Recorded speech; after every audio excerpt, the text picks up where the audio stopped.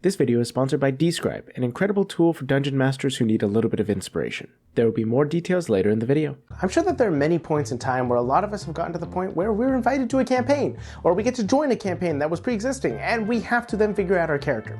One of the hardest things to do about that is figuring out how to make a character that's going to work with everybody else's characters.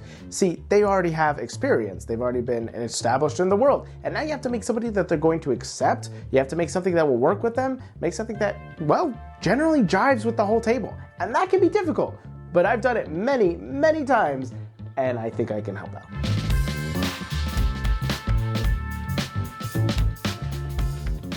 Number one best tip I can possibly give you when trying to make a character that's integrated into an already pre-established story is finding the gaps. And what I mean by finding the gaps is specifically find the gap that's missing in the party makeup.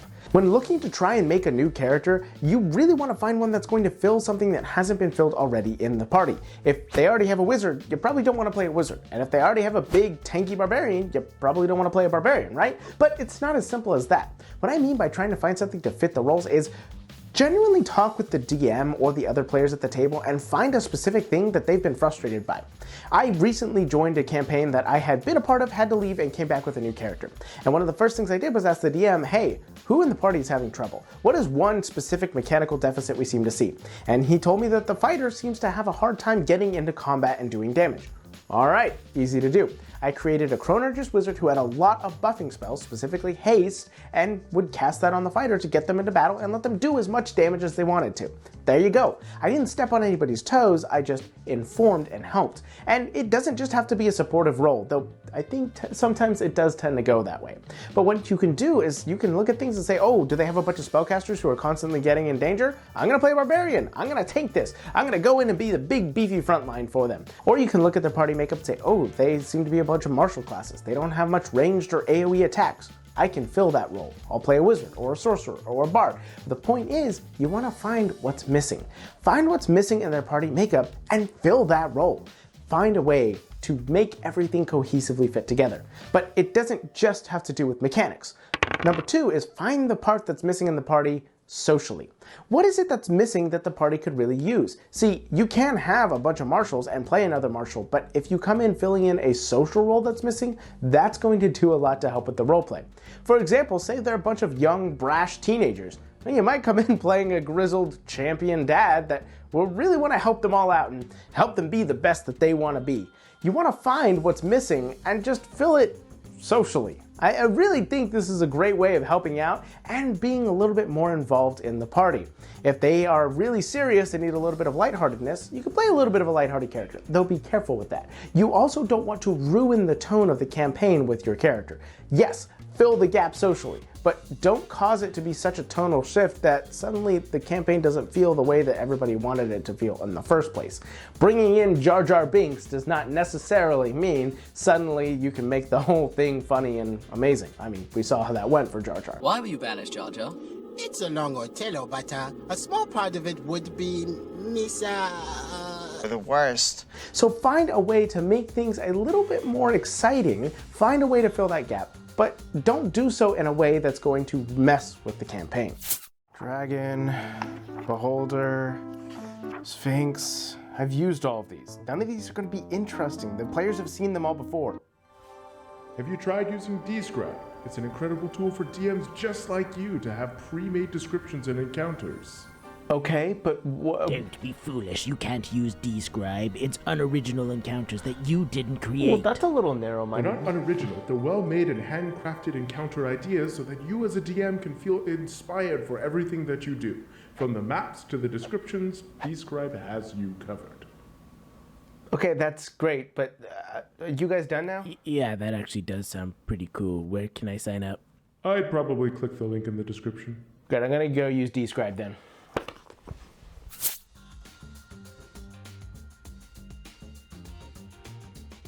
The third thing that I would recommend you do, and I really think that this is probably the single most important one, is find something that's going to catch the interest of the party. One of the best things I think you can do is approach the DM while trying to make your character and say, what is a piece of the world or the lore that the party is particularly interested in right now? What is something that really means something to them? And if they meet my character and know that they're associated with it, it will immediately garner interest. And that really is one of the single best things that you can do. If the party looks at your character and immediately feels like they can gain some knowledge from you, or you may be able to help them, subconsciously they're going to be that much more likely to bring you in. Now, this can go a little bit too far to one end. If they've been trying super hard to find some information on something and find it nowhere, and suddenly your character pops up out of nowhere with all the information, one, that can be a little bit disappointing and anticlimactic, so I wouldn't recommend doing that or trying to ask your DM to let you do that. But also, it can be very suspicious. If you're a guest character specifically, I would not blame the party for immediately trying to think if you're a bad guy, a villain, trying to gain their trust so that you can get something from them. Don't just come with too much information or everything they've been looking for, but help them out. I am going to hazard a guess that you could heal a wound in a snap, yeah? Not with an actual snap, but yeah, I can do that. Yeah, I don't have to snap though. I can do it I can be really quiet when I do it. Pretty quiet. I actually have to say something now that I think about it, but Find something that they have been interested in, something that is important. Let's say that there's an important MacGuffin in your campaign, and they've been trying to find a map for it, and they've gone to this new jungle that just is dense and hard to find, but they know that the map is somewhere in there, and they're just trying to navigate it. And then they meet your character, a character who is well-versed in the jungle, who has a lot of knowledge, who has the ability to traverse through and knows all the secret passageways. You do not immediately give them all the information they need, so there's no reason to be suspicious of you, although they still may be. D&D players tend to be very suspicious. But this does mean that they immediately know that you will be useful for them. There's a reason to try and find redeeming qualities in you because they're going to want you to travel with them. They're going to desire that. And that is the real key and sort of midpoint that you're going for. Not so much information, but enough useful information to be able to join the party.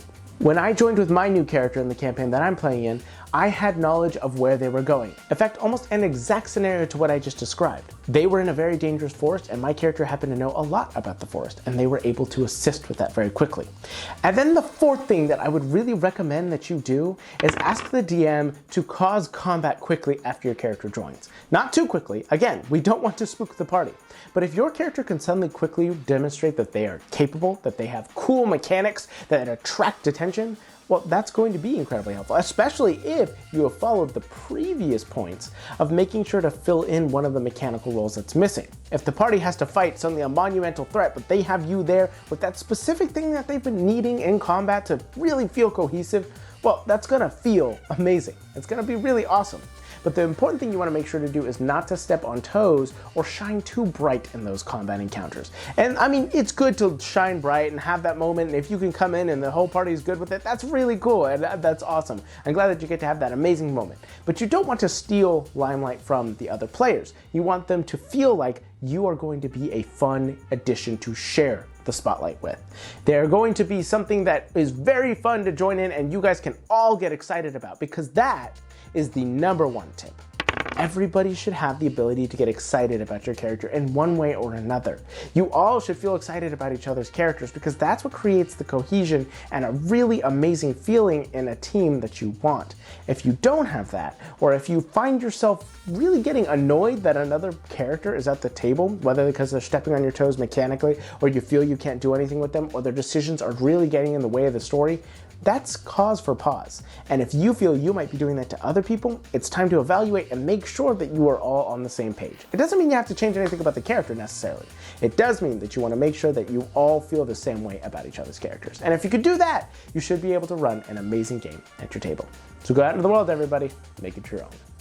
This video wouldn't be possible without the incredible Beautiful Bastards over on our Patreon. I'd like to give an additional very personal thank you to the Divine Bastards Big D the Cool Guy, BKBW, Clark Smith, Diet Blue, Duplicolor, Frostios, Manifestering, Noctua, Rhea Rose, Rocky, Sorit, Supreme Court, Tin-Eye, Void Mystic, Volpe Nico, and Zombies Were People Too.